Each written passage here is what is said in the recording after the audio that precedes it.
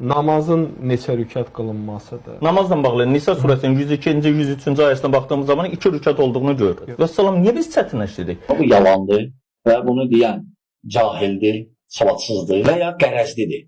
Şeyx, gəlin ayəni təqdim eləyək, cəmaat dinləsin, kör-köranə inanmasın.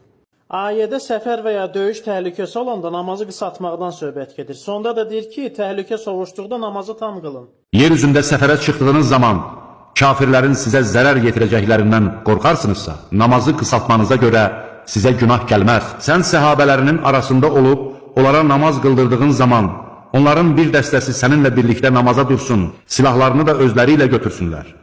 Bunlar səcdə etdikləri zaman birinci rükəti tamamlayana dək o biri dəstə arxanızda olsun.